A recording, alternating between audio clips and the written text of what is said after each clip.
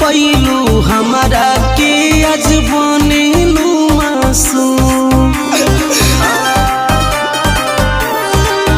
सोना के कदर सोनारा जाने तुहरा के कमालू। तू परख न पैलू हमारा के आज बनेलू मासूम। हमारे हदे न मार्केट में आज नाम करेलू तू। हमारे हदे न मार्केट में आज नाम करेलू तू। बदनाम करेलू तू गोरी बदनाम करेलू तू।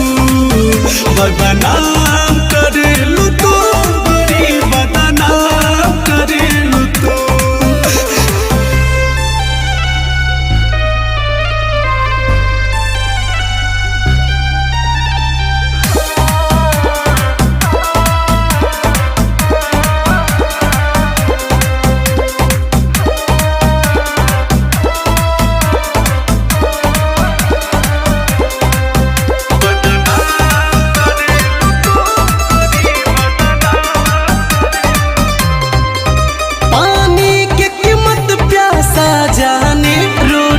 के कीमत भिखारी जान हमर कीमतिया ना जानलू।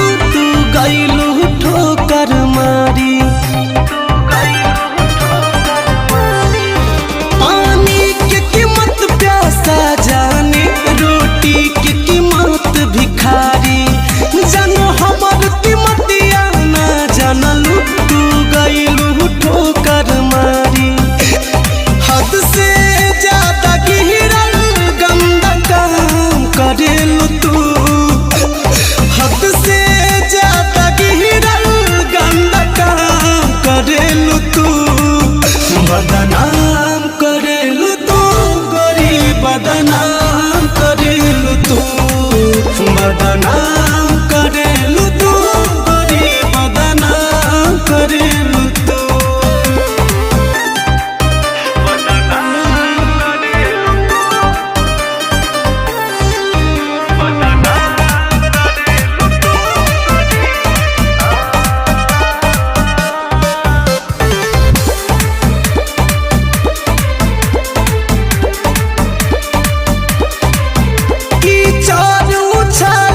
पहिले तू अपन नेचर देखा और बार के दिया बा खोजबू